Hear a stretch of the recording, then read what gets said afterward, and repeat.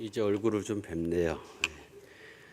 교회가 참 좋은 자리에, 아주 좋은 자리에 참 아담하게 제가 2달만 있으면 40년인데 캐나다에 온 지 40년인데 한 번도 못 와봤어요. 이 제일교회를. 말씀을 은혜롭게 잘 전해야 여기저기서 불러줘 가지고 이 교회 저기에 가보는데 제가 그런 복을 못 받아가지고 그런데 한때는 젊을 때는 또 이런 복은 있었습니다. 설교를 짧게 하는 자는 복이 있나니, 짧게 하는 목사는 복이 있나니 다음에도 또 불러줄 것이요.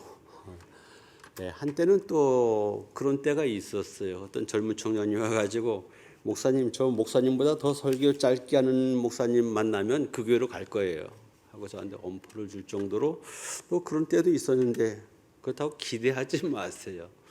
네, 기대하지 마세요. 노력은 하겠습니다. 최대한 노력은 하겠습니다.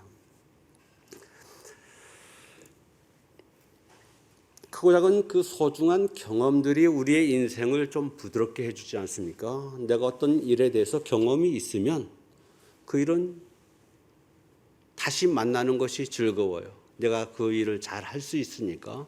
그렇지만 거기에 대한 경험이 없으면 부들부들 떨게 되고 걱정하게 되고 근심하게 되고 핑계거리 찾아서 어떻게 하면 그 일을 하지 않을까 하는 그 궁리를 하게 되는 것처럼 우리가 신앙생활을 하면서도 신앙 체험이라고 할까, 어떤 신앙 사건이라고 할까, 그런 것들에 대한 경험이 많으면 많을수록 우리의 신앙생활도 즐겁고 담대하고 더 나아가서는 복되고 아름다운 더 크고 기이한 일들을 얼마든지 만들어낼 수 있습니다. 제가 말씀드리는 신앙체험 또는 신앙사건은 좀 더 쉬운 표현으로 우리가 예수 그리스도 안에서 행하는 모든 일들이 신앙사건이잖아요. 꼭 내가 하나님으로부터 은사를 받고 하나님의 말씀에 순종해서 그 약속한 복을 쥐어 누리고 더 나아가서는 하나님의 말씀대로 간절하게 부르짖어 기도의 응답이 있어지는 그런 신앙 체험뿐만 아니라 우리의 일상생활 자체가 신앙 사건입니다. 그럼에도 불구하고 제가 오늘 말씀을 드리고자 하는 것은 분명한, 부인할 수 없는, 누구에게도 말할 수 있는 간증거리가 있으면 더 좋다고 하는 것을 말씀드리려고 해요. 이것만큼은 내가 부인할 수 없고 이것만큼은 내가 누구에게도 양보할 수 없는 간증거리, 그런 간증거리가 많으면 많을수록 우리의 신앙생활은 더 담대해지고 더 신나고 더 활기차게 신앙생활 할 수 있습니다. 오늘 본문 말씀 전과 후의 사건으로 말씀드리면 엘리야 선지자는 그릿 시내가에서 이스라엘 백성들에게 광야 40년 동안 하나님께서 하늘에서 만나와 메추라기를 내려주셨듯이 3년 반 동안 까마귀를 통해서 일용할 양식을 공급받으며 살았던 그 신앙 사건이 있습니다. 그리고 본문 이후로 넘어가면은 과부의 그 기름병과 밀가루 통에 그 메마르지 아니하는, 더 나아가서는 그 죽었던 아들을 살려내는 또 신앙 사건의 그 중간의 내용이 오늘 본문의 말씀입니다. 어떤 일에 경험이 없어도 살아가는 데는 문제가 없습니다. 신앙생활 열심히 잘하는데 크게 문제 없을 수 있습니다. 그런데 저는 신앙 사건, 간증거리가 있으면 더 우리의 신앙생활이 원활하고 더 활기있고 더 폭넓고 더 담대하게 할 수 있다는 것을 오늘 말씀드리려고 해요. 신앙 체험 없어도 예수 믿고 구원받아서 천국 가는데 뭐가 문제가 있습니까? 아무 문제 없습니다. 하지만 간증거리가 있는 신앙생활과 없는 신앙생활에는 차이가 있습니다. 차이가 있어요. 여러분은 그렇잖아요. 어떤 일에 한 예를 들어서 이제 피아노를 치시는 분에게는 피아노가 있으면 반가운 거예요. 내가 그걸 칠 수 있으니까. 그렇지만 그것을 칠 수 있는 그런 경험이 없으면 뭐 나하고는 관계 없는 것처럼 여겨지지 않습니까? 하여 성경은 은사를 사모하라 하였고 문제가 있으면 회개하고 여호와께 부르짖으라 하였고 하지 말라 말씀에 순종만 한다고 한다면 하나님께서 약속하신 것들이 기적같이 우리에게 나타나리라고 누누이 말씀하셨습니다.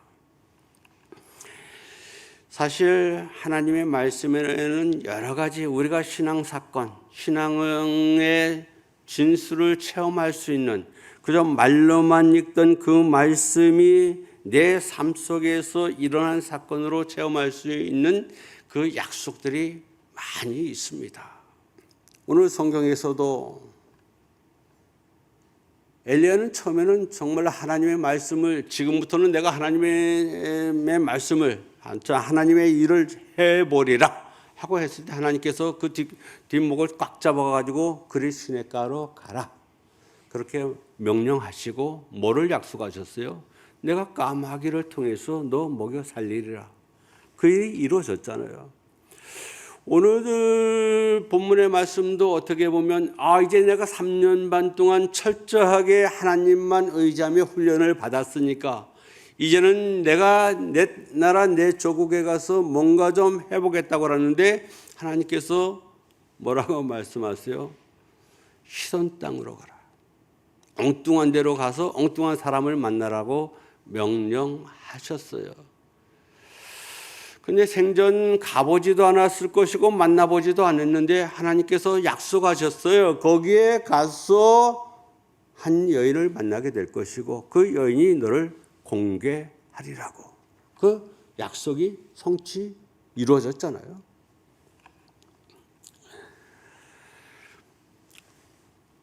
어떻게 보면은 참으로 내가 기대하고 내가 생각했던 그 말씀이 아니기 때문에 주저주저하면서 얼마든지 거부할 수 있는 그런 상황입니다. 그러나 10절에 보니까 시돈의 사르밧으로 가라 명하시니 그가 말씀에 따라 일어나 준행하였다고 그랬습니다. 그 이전에 5절에서도 내가 이제 주님을 위해서 한번 쓰임 받아보리라 작정하고 큰 소리를 쳐놨는데 그리 시냇가로 가라 하니까 즉시 갔다고 성경은 우리에게 말씀해주고 있습니다. 아무런 설명도 요구하지 않았습니다. 이유를 묻거나 따지지 않았습니다. 요한복음 2장의 가나의 그 혼인 잔치에서 포도주가 떨어졌을 때 그 하인들에게 예수님께서 그 항아리에다가 물을 부어가지고 손님들에게 나누어 주라고 했을 때에 뭐 할 말이 얼마나 많았겠어요. 이게 말이나 되는 이야기냐고. 지금 누구 목 잘릴 일을 시키는 거냐고. 그럼에도 불구하고 성경에 보니까 그렇게 행했다는 거예요. 이게 말이냐 되느냐고 따지거나 이유와 설명을 요구하지 않았던 것처럼 엘리야는 말씀에 즉시 반응했다고 성경은 우리에게 말씀해주고 있습니다. 이 성경에서 기적이 일어나는 현장에는 이유를 묻지 않는 단순성, 즉시 말씀에 의지하여 반응하는 신속성이 동전의 양면처럼 늘 조합을 이루고 있습니다. 따지기 시작하면 한이 없어요. 그러다 보면 머뭇머뭇거리게 되잖아요. 세상에는 곰곰이 깊이 생각하고 이리저리 따져보고 분명해질 때까지 기다려야 하는 문제들이 있는가 하면 하나님의 말씀은 다르잖아요. 하나님의 말씀이 임하면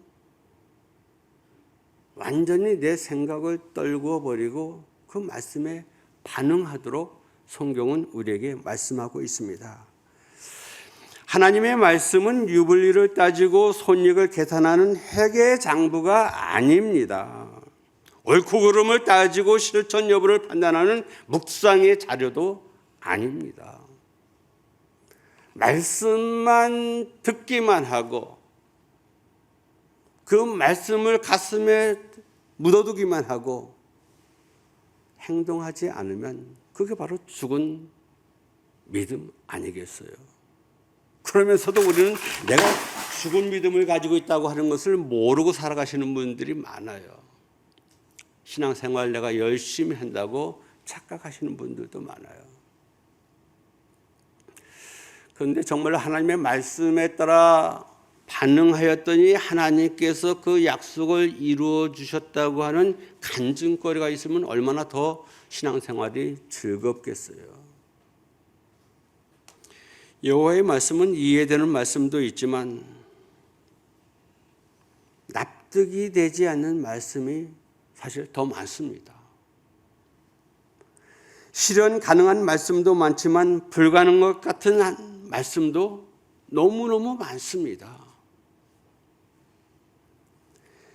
유리하고 유익한 말씀도 있지만 불리하고 희생을 요구하는 말씀도 있기 때문에 시간을 끌며 머뭇거리면 갈등과 고민만 하다가 순종의 기회를 잃어버리는 경우들이 많이 있습니다.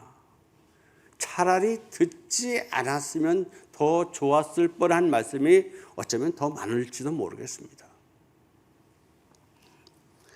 하여 말씀이 임하면 충분한 설명이 없더라도 이유를 묻지 말고 평소의 문제에 대하여 한 번도 들은 적도 본 적도 생각해 본 적도 없는 사람처럼 단순하고 신속하게 반응하는 것이 상책입니다.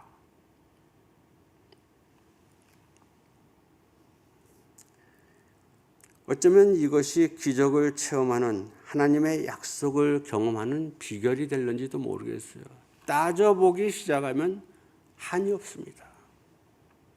우리의 머리로 하나님의 말씀이 계산되는 그런 말씀이 아니잖아요. 그래서 순종하는가 봐요. 무조건 순종. 설명이 충분하지 않아도 그렇게 멋진 명령이 아니더라도 말씀에 사로잡혀 있는 사람은 말씀이 일러주는 대로 발걸음을 옮기는 사람입니다. 그 사람이 믿음의 사람이고 그 사람이 복받을 사람이에요. 여호와의 말씀은 이해되는 말씀도 많지만 이해가 안 되는 말씀이 더 많습니다. 그렇지 않아요? 성경에 읽다 보면 이해가 돼서 줄줄줄 읽어 내려가면서 이해해서 끄떡끄떡 하는 말씀도 있지만 이해가 되지 않는 말씀이 더 많아요. 실현 가능한 말씀도 많지만 불가능한 것 같은 말씀도 많이 있습니다. 나에게 유리한 말씀도 있지만 사실 불리한 것 같은 말씀도 너무너무 많아요. 그래서 순종이 어려운 거예요. 내 생각에는 내 경험에는 맞지 않거든요. 그런 말씀들이 수두룩해요.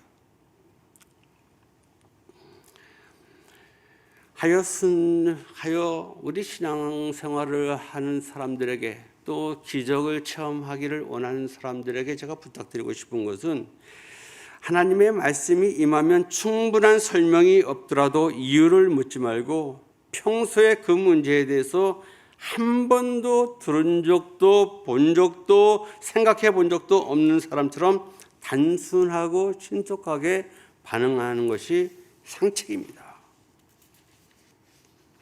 자꾸 따지려고 하지 마세요.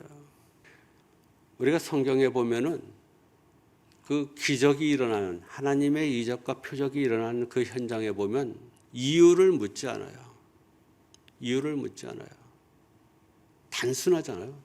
예. 그리고 순종하는 거예요.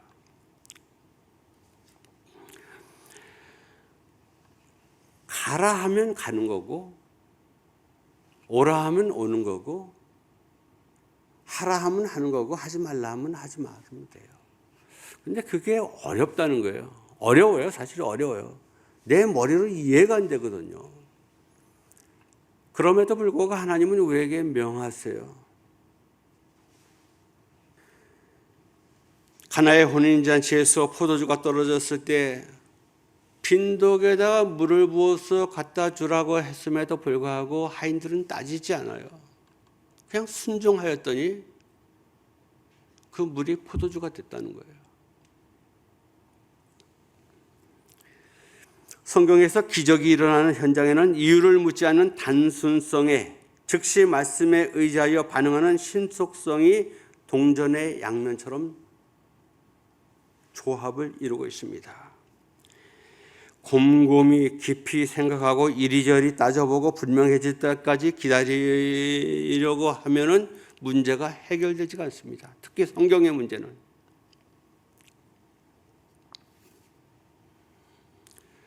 하나님의 말씀은 유불리를 따지고 손익을 계산하는 회계 장부가 아니잖아요. 옳고 그름을 따지고 실천 여부를 판단하는 묵상의 자료도 아니잖아요. 우리가 하나님의 말씀 묵상하라 하지만 묵상은 해야 되겠지요. 근데 묵상에서 머무르면 안 되는 거예요.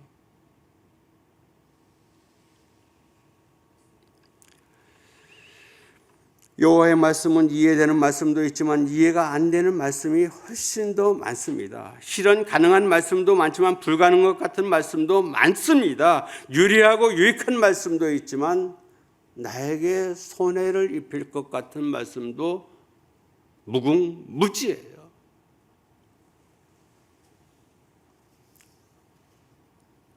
그럼에도 불구하고 말씀이 임하면 충분한 설명이 없더라도 이유를 묻지 말고 평소에 그 문제에 대하여 한 번도 들어본 적도 없고 생각해 본 적도 없는 사람처럼 단순하고 신속하게 반응하는 것이 상책입니다.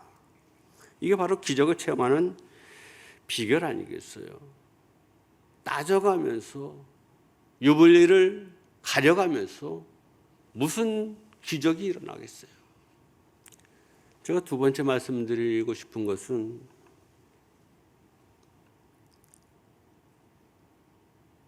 자신을 내려놓는 겁니다.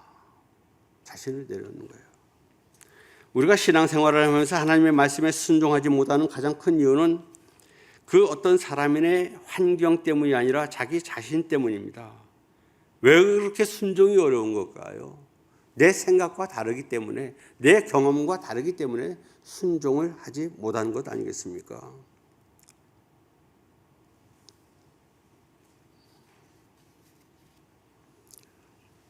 내 생각이라고 하는 것을 하나님의 말씀 앞에 내려놓는 순간 기적이 일어났는데 하나님의 말씀이 임하였음에도 불구하고 그 하나님의 말씀과 대적을 하려고 그래요. 따지려고 그래요.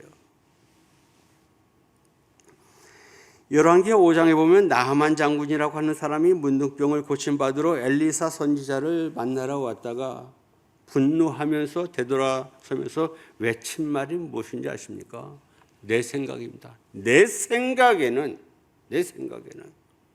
하나님의 말씀이 선지자를 입을 통해서 선포되어졌는데도 불구하고 내 생각을 말하는 것입니다. 내 생각에는 맨발로 뛰어나와 받아줄 줄 알았고 내 생각에는 손을 얹고 안수를 해줄 줄 알았는데 내 생각대로 해주지 않았다는 거예요. 그게 불만 아니겠습니까? 하나님의 말씀이 내게 임하여 하나님의 말씀이 임하여서 하라 하면 하는 거예요. 근데 그 순종이 그렇게 어렵다고 생각해요. 왜 어려울까요? 내 생각과 다르기 때문에, 내 경험과 다르기 때문에.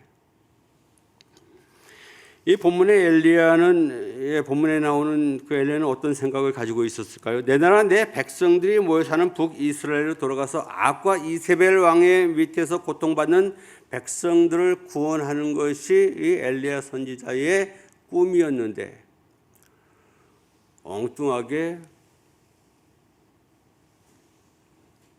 어디로 가라? 자신의 전혀 알지 못하는 세상으로 가라고 명령을 한 거예요, 하나님이. 그럼에도 불구하고 순종하잖아요.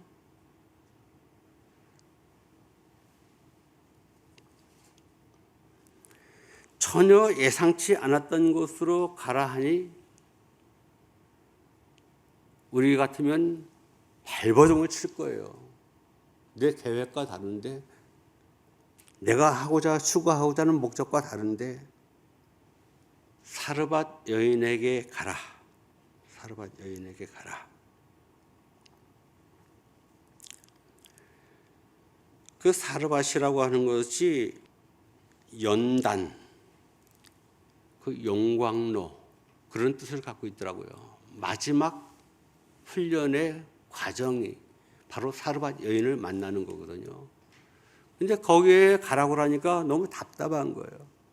그럼에도 불구하고 마음은 그랬다 할지라도 그런 믿음으로 순종했다고 성경은 우리에게 말씀하고 있습니다. 내 생각과 다르고 내 경험과 다르고 내 지식과 다르고 내가 추구하는 경계성과 다르다 할지라도 요나처럼 니느웨 성으로 가라는 말씀을 외면하고 다시스로 가는 요나 때문에 순종이 어려운 거예요. 하나님의 말씀을 들었음에도 불구하고 세상이 어떻고 내 형편이 어떻고 따져가면서 엉뚱한 길로 가는 거예요. 그러다 보니까 점점 세상이 쉬워질 줄 알았는데, 내 마음대로 하니까 쉬워질 줄 알았는데 내 마음대로 하니까 세상이 더 어려워졌던 거예요. 하여 우리가 박수치며 칭찬해 줘야 될 성경의 그 인물이 베드로 아니겠습니까? 밤새 허탕을 치고 피곤한 몸으로 그물을 씻어 놨는데 깊은 데로 가서 그물을 던지라 주님께서 말씀하시니까 내가 갈릴리에서 잔뼈가 굵은 사람인데 내가 밤새도록 고기를 잡으려 했어도 한 마리도 잡지 못했는데 지금 내가 그물을 씻고 피곤한데 지금 내 상식적인 생각으로는 지금 나가서 고기를 잡는다고 해도 한 마리도 잡을 수 없는데도 불구하고 일체 변명하지 않냐고 믿음으로 순종하고 가서 그물을 던졌더니 153마리가 잡혔더라. 그거 아니겠습니까? 그럼에도 자신의 생각, 경험, 이 모든 것을 다 내려놓고 심지어 자존심까지 내려놓고 말씀에 의지하여 깊은 데로 가서 그물을 내렸다는 것 아니겠습니까? 예레미야 29장 11절에 보니까 너희 생각과 내 생각은 다르나니 너희 생각의 결과는 재앙이지만 내 생각의 열매는 평안이라고 우리에게 말씀하고 있습니다. 많은 사람들이 내 생각과 다르고 내 경험과 다르고 내가 추구하는 것과 다를 때 핑계거리를 대는 경향이 있어요. 근데 성경은 우리에게 순종을 요구해요. 그 순종이 참 나 자신을 깎지 않으면, 나 자신을 내려놓지 않으면 쉽지 않은 게 순종 아니겠습니까? 우리가 세상 사람들에게 있어서 목사님과 이렇게 회의를 하다가 안 맞으면 얘기할 수 있어요. 근데 하나님의 말씀은 다르잖아요.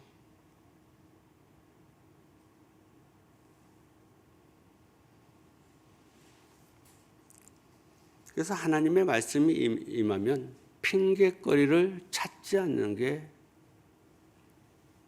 상수입니다. 그래서 성경에 보니까 하나님의 말씀에 순종해서 엘리야가 한 걸음 한 걸음 이렇게 내디뎌요. 이 특별히 우리가 읽지는 않지만 8절에 보면 3년 동안 학수고대하던 하나님의 말씀이 들려왔습니다. 너는 일어나 시돈에 속한 사르밧으로 가서 거기 유하라. 내가 그곳 과부에게 명하여 너를 공개하게 하였느니라. 얼핏 보면 단순한 것 같지만 여기에는 엘리야로 하여금 주저하게 하는 두 가지 환경적인 걸림돌이 있습니다. 하나는 시돈이라는 곳이에요. 엘리야가 살던 고향 땅이 아니라 범죄와 우상이 들끓는 시돈으로 가라는 거예요. 나의 관심은 북이스라엘인데 내 나라 내 조국인데 시돈으로 가라는 거예요.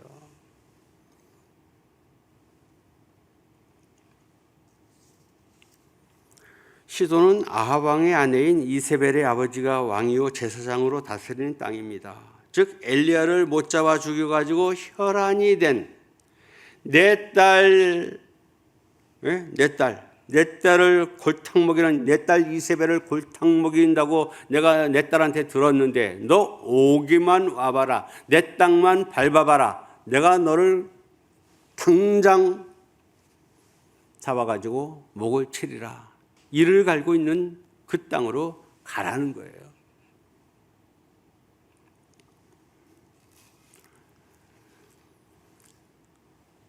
내 나라 내 백성을 폭군 아방에게 구원하는 것이 자신의 그 사명인 줄 알았는데 이방 땅으로, 그것도 나를 반겨주는 사람이 아닌 이를 갈고 있는, 칼을 갈고 있는 그 땅으로 가라는 거예요.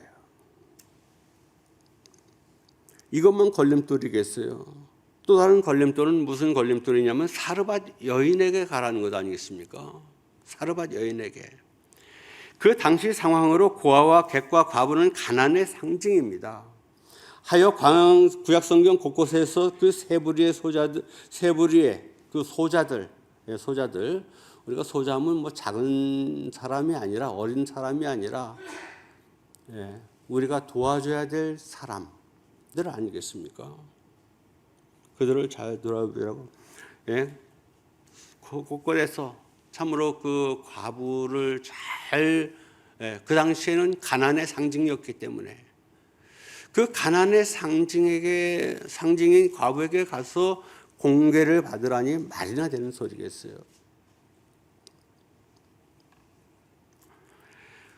과부는 곧 궁핍이라는 말과 동일합니다. 오늘 성경에서도 우리가 읽지는 않지만 12절에 보면 먹을 것이 겨우 가루 한 움큼밖에 안 되는, 그거 먹고 아들과 함께 죽겠다고 하는 그 사람에게 가서 공개를 받으라고 하는 거예요.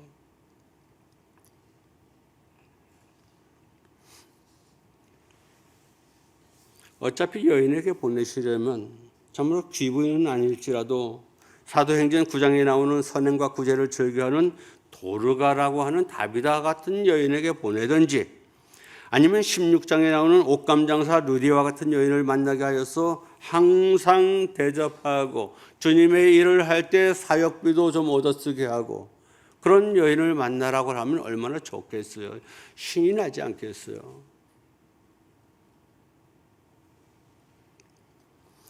이렇게 우리가 하나님을 믿고 살다 보면 아무리 생각해도 이해가 안 되는 말씀이 임하여 가라사대 하시면서 명령하실 때가 있습니다. 이때 우리는 핑계거리를 만들지 않습니까? 핑계거리를 만들고 싶은 유혹을 우리가 받게 됩니다. 어떻게 해서라도 이 자리를 벗어나고 싶은 유혹을 받게 됩니다. 그렇지만 아브라함처럼 이유를 묻지 말고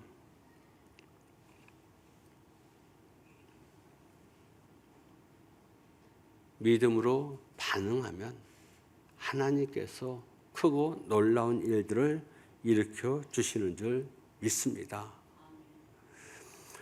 우리가 살아가면서 자꾸 내 생각을 자꾸 말할 때가 많아요.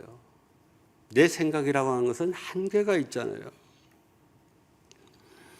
아브라함처럼 이유를 묻지 말고 참으로 가로망에 한나와 상의도 하지 아니하고 미련을 두고 뒤돌아보지도 아니하고 걸림돌이 될 만한 것들을 다 제쳐놓고 아들 이삭을 하나님 앞에 바쳤던 것처럼 그저 하나님께서 말씀하시니까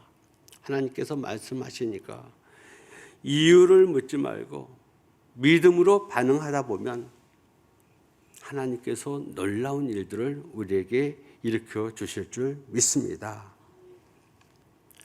예수를 믿고 그리스도인으로 이렇게 살아가다 보면 참 크고 작은 많은 문제들을 이렇게 접할 때가 참 많습니다. 부담이 되는 사람을 만나기도 하고 부담이 되는 일을 또 직면하기도 하고 부담이 되는 말씀을 만날 때가 있습니다. 어쩌면 엘리야에게 있어서 참으로 내 나라 네 조국으로 가라고 가서 내 백성을 구원하라고 해도 그것이 그렇게 좋은 일은 아니거든요. 그러나 물론 이제 엘리야가 원했기 때문에. 근데 전혀 생각지도 아니하였던 이방 땅으로 가서 만나서 만나면 오히려 굶어 죽을 것 같은, 내가 도와줘야 될 것 같은 과부 여인을 만나서 거기서 공개를 받으라고 그러니 얼마나 답답하겠어요. 그러나 가능만 하다면 핑계거리를 만들지 않는 것이 우리 신앙인에게는 참 좋습니다. 핑계거리. 그 사람은 가난한 과부인데요. 그 일은 내가 경험을 해보지 않았는데요. 내가 하고 싶은 일이 아닌데요. 내가 기대했던 일들이 아닌데요.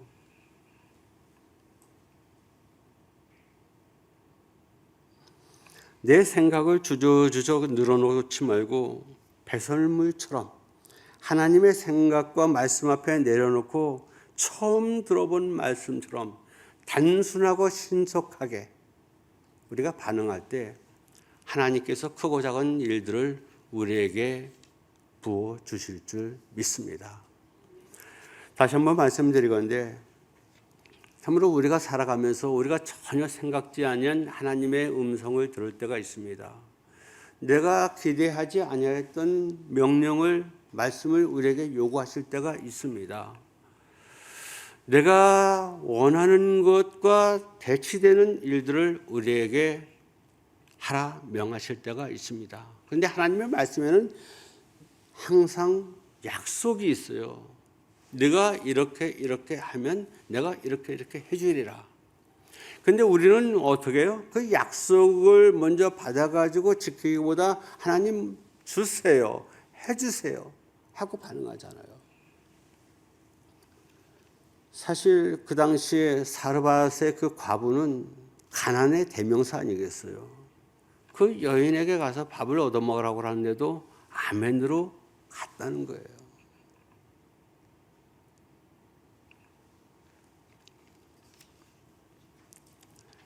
이제 말씀을 좀 맺겠습니다. 하나님의 말씀이 임하면 따지지 마세요. 따지지 마세요. 제가 어떻게 보면 이제 간증거리가 참 많아요. 왜냐하면 어려서부터 너는 하나님 새끼의 소리를 들었거든요. 그러다 보니까가 아니라 정말로 하나님께서 저와 함께 하심을 이렇게 느끼면서 지내왔어요. 정말로 우리가 인간적으로 그리고 세상적인 어떤 상식적으로 따지면 이해가 안 되는 말씀이 너무너무 많아요. 그거 따지다 보면 아무 일도 하지 못해요. 그저 믿음으로 반응하는 것 외에는 다른 길이 없는 거예요.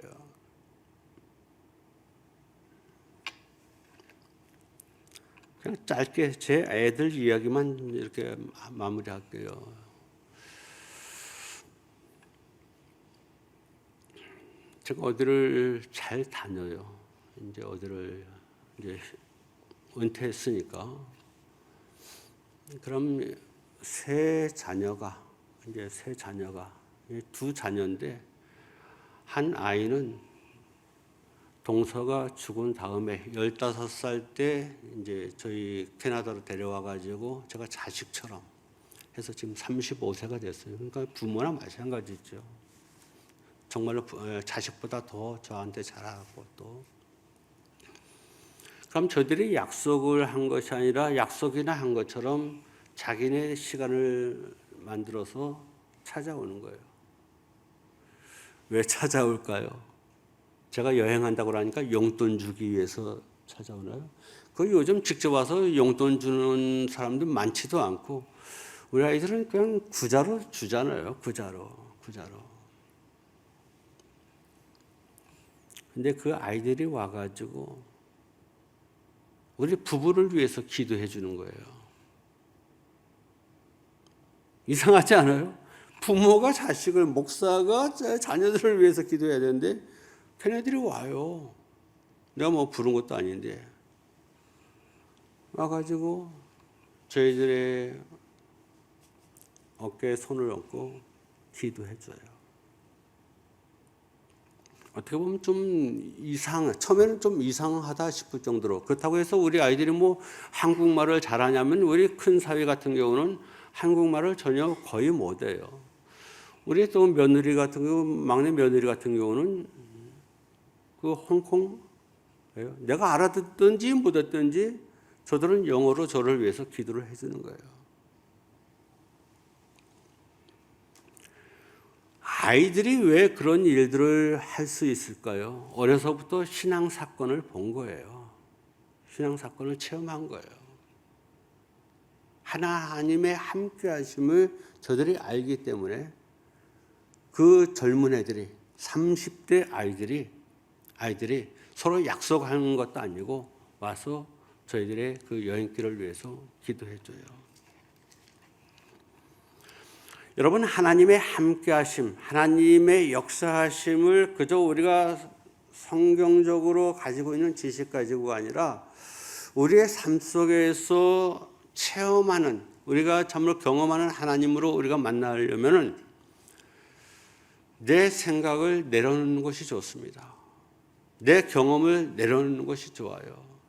그저 하나님의 말씀만 부여잡고 믿음으로 나아가면 그때부터 이제 하나님의 기적이 나타나기 시작하는 거예요. 이런 걸림돌 저런 걸림돌 생각하면서 우리가 신앙생활을 하게 되면은 아무것도 못해요. 계산하다 보면은 우리가 어떤 일을 만나든지 주저주저 핑계거리 만들어내지 말고 내 생각이 어떻고 내 경험이 어떻고 늘어놓지 말고 단순하게 반응해 보세요. 엘리야처럼 내가 거기는 생각지도 않았던 데인데요. 내가 그 사람은 만날 사람이 아닌데요. 해가면서 내 변명 자꾸 늘어놓으면요 아무것도 되는 일이 없어요. 우리의 그 세 아이들, 부부들이 왜 크고 작은 일들을 만날 때마다 찾아와서 기도를 받고 또 나를 위해서 기도를 해주겠어요? 크고 작은 일들 속에서 신앙 체험을 했기 때문에 그래요. 신앙 체험을 했기 때문에. 제가 오늘 말씀드렸잖아요. 이 크고 작은 경험들이 우리의 값을 아주 값지게 하듯이 다양한 신앙 체험은 우리 생활을 담대하고 풍성하게 해주는 것입니다. 엘리야처럼 나 거기 가보지도 않았는데요. 나 거기 생각지도 않았는데요. 우리가 신앙생활을 하다 보면 전혀 생각지 않은 말씀을 받을 때가 있습니다. 내 생각에는, 내 경험에는, 그리고 요즘 추세에는 따지지 말고 믿음으로 반응해 보세요. 하나님께서 크고 작은 놀라운 기적들을 여러분에게 선물로 주실 줄 믿습니다. 같이 기도하겠습니다. 사랑과 은혜가 풍성하신 전능하신 아버지 하나님 감사합니다. 엘리야의 사건이 참으로 성경의 역사적인 사건이 아니라 우리의 사건이 되기를 원합니다. 하나님의 말씀이 임하시면 믿음으로 반응하게 하여 주옵소서.